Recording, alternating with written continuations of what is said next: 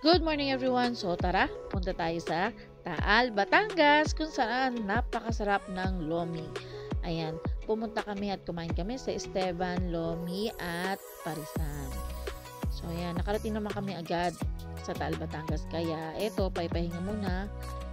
At yung tatlo kasing partners, yung couples, ay nakamotor. Nag-joyride kami. Ayan, nagpapasalamat din ako sa pinsan namin si Rock.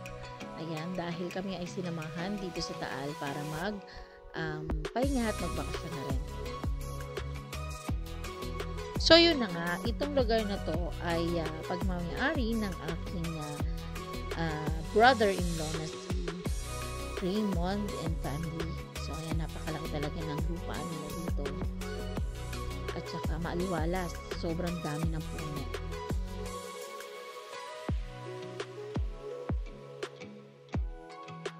At dahil nga maaga kami nakarating dito, panahon naman para bumili kami ng aming tanghalian. Pupunta kami sa palengke.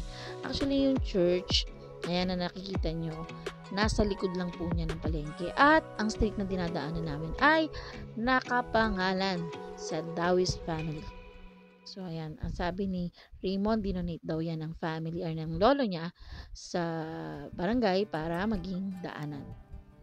So, ito na nga yung dinaanan natin sa harap ng simbahan kung saan, ayan, makikita natin yung mga lightnings na yan mamayang gabi.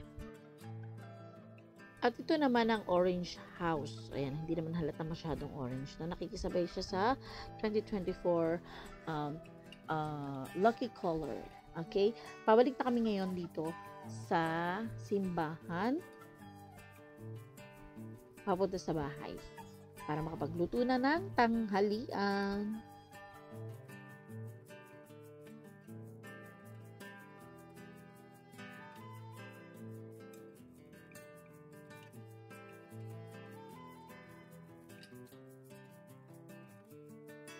Kung mapapansin nyo, ang lugar na ito ay very na-preserve nila yung historic places like ditong church, yung mga bahay. No, ayan, paakit na kami ng street papunta sa loob.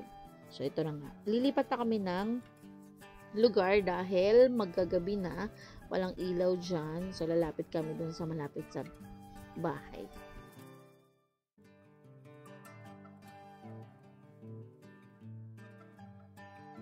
So, ito na nga, paggabi na.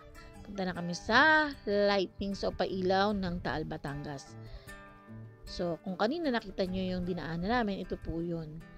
Tapat ng simbahan. Yan. Grabe po talaga yung pailaw dito. Sobrang ganda ng paligid. Sobrang liwanag. At iba't ibang disenyo ang ilaw or pailaw nila dito.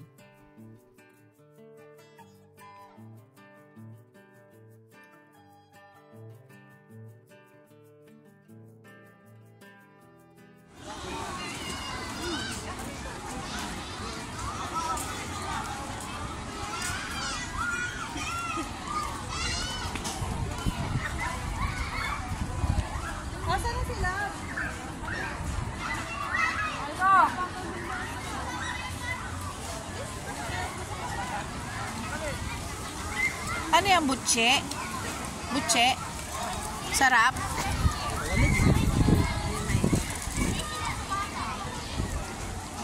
Ma, Bakit butche? Lamang quick-quick. ma, Hindi, harina lang.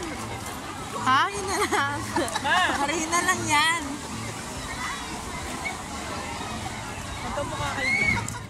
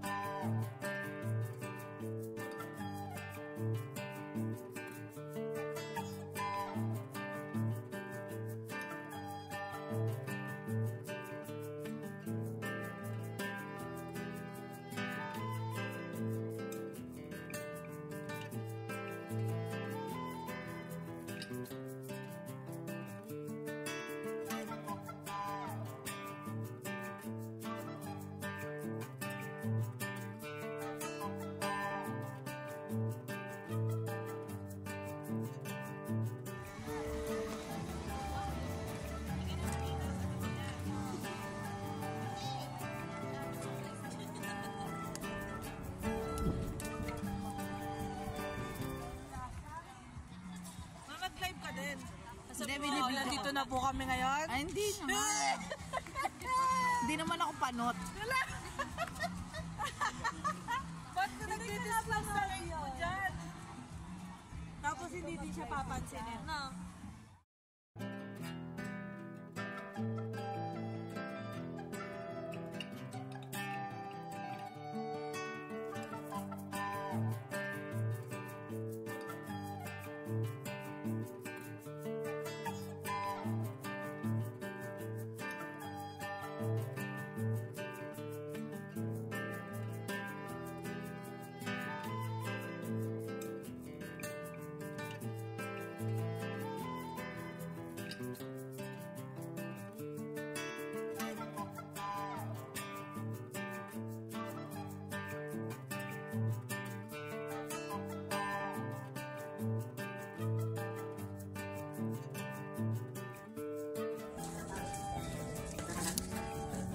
So, hi guys. Yes.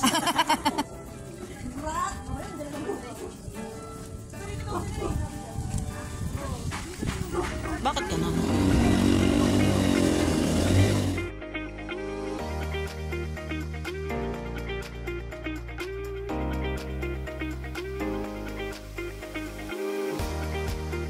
At kung kayo naman po ay mapagawi sa palengke ng Taal, hanapin po ang instante ng Dawis kung saan matatagpuan ang pinakamasarap na tapang baboy at longganisa.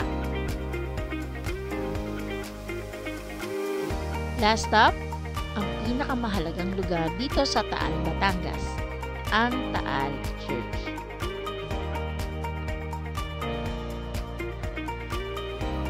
Maraming salamat po sa panonood. Hanggang sa muli. Kita-kits! God bless!